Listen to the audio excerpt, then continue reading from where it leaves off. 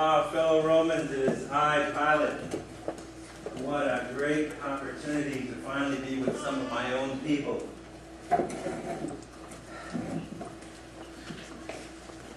Want to know a little secret? It's a little drafty up here. No, in all seriousness, I don't like this dirty outpost in Jerusalem. I don't like the Jewish people. I don't like their king.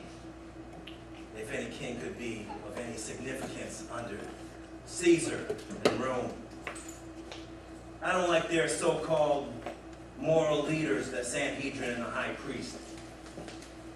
And I don't like their inefficient, complex political system that we've allowed them to have under the measure of self-rule that we've given them. And what's more, they bring this Jesus of Nazareth to me. Now, what do you think I care about this Jesus of Nazareth? I just simply told them, it's your own affair. Why don't you handle it yourself? And then they tell me that they're insisting upon a death sentence. And what's more, they try to cover it up and say that it's more than just a petty infraction of some obscure religious rule that they have for what you can and cannot do and what you can and cannot say about this God of theirs. They tell me that this Jesus is calling himself a king and that he is stirring up a rebellion and therefore that he is a threat to Caesar and to Rome. Well, I brought this Jesus aside and I asked him, are you a king? And to my surprise, he actually said that he was. But get this, with one small catch. His kingdom is not of this world. So much for sanity and so much for a threat to Caesar and to Rome. But there is one thing that caught my attention. There was something different about this man. He was very confident. And he was very intent on what he was about to do. And he didn't really defend himself. But then he said, I came into this world and I'm here today to testify to the truth. And so I thought that was pretty interesting. And I asked him, what is truth? But I really didn't want to know the answer. And I really didn't have the time, so I brought him back out to the crowd and I said, I find no charge against this man. Yet, they tell me that they want to crucify him. Crucify him. So I had this great idea, a stroke of genius, really. Or so I thought at the time. Surely this was just mischief from that Sanhedrin. And not the whole crowd unanimously wanted to condemn this innocent man to death. And so I thought that I would do an exchange. We free one prisoner every time at this Passover feast. And I made the choice easy for them. Would they choose this innocent man, Jesus? Or that thieving, rebellious, murderous Barabbas? I practically made the choice for them. But if you can believe this, they chose to release Barabbas. If I had known that for a second, he would have never been one of the choices. But I agreed to release Barabbas. And I gave myself a little bit of time. I said, well, we're going to just flog Jesus, and we'll see what happens after that. But there was this question that was still nagging at me. What is the truth? I did know this. This man was certainly not guilty of any crime. I had many eyewitness reports about this man doing nothing but healing multitudes, giving sight to the blind, allowing the deaf to hear, making the lame walk. And I'm not sure that I really believe it, but even raising the dead. Now that's not something that any ordinary man could do. Surely, if he was doing this, then that's got to be a gift of God. And then I had also heard about these books that they consider to be so sacred, about men that were inspired by God. And they prophesied about things that would come true 10, 100, 1,000 years later. inspired by God? Maybe the answer is that God is truth. And this Jesus is saying that he is the Son of God, the Messiah.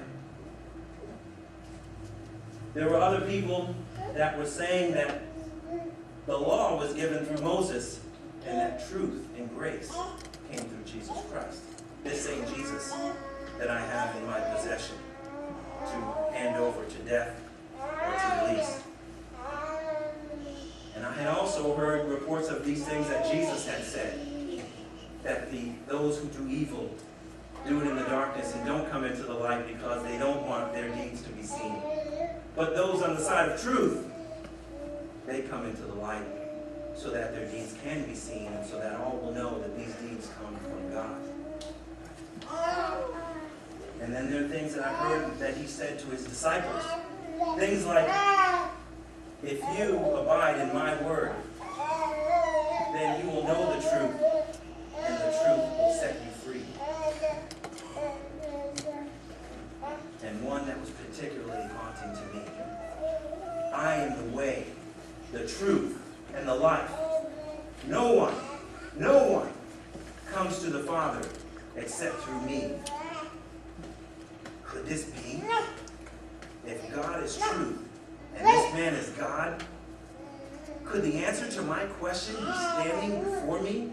God is truth, and he's here in the flesh?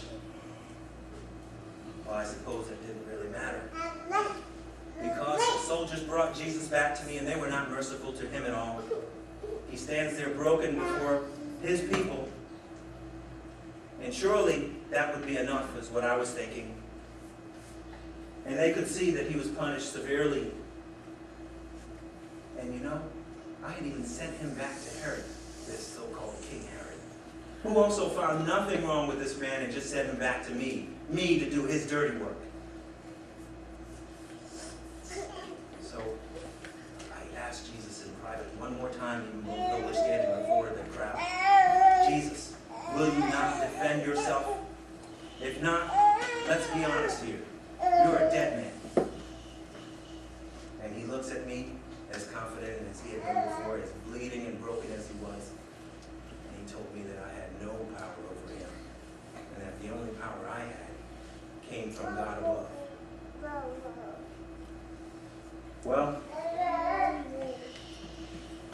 I asked them what they wanted to do with this man, and they continued to say, crucify him. And so I had been before the people 3 times, and then I started to become a little afraid myself. Because you see, there were rebellions going on in this territory that I don't like at all. And I was thinking, no matter what I do, it's going to turn out wrong. If I crucify this man, maybe his followers will rebel. If I don't crucify him, the crowd will rebel. Yet, I'm starting to think that this man could quite possibly be God and the truth, the answer to my question that had been nagging me. Well, I certainly couldn't have it get back to Caesar that I was a friend of another king and therefore not a friend of Caesar. And if it's a choice between me and this Jesus, that's an easy one. I'll save myself and let him save himself. And we'll see how that goes. The truth. God himself. Could this be? Well, an innocent man is about to be crucified, and I don't like it one bit. In fact, I had one last opportunity, and I sat down, and I washed my hands of the whole thing, and told them that his blood is on your hands. Even my wife had been troubled in her dreams, and she told me not to have anything to do with this. Well, as I think you know, we sent this Jesus to the cross. And maybe again, maybe he'll save himself. And what a shame it is that we sent some innocent man not only to die, but to die one of the most horrific deaths that we saved for our most difficult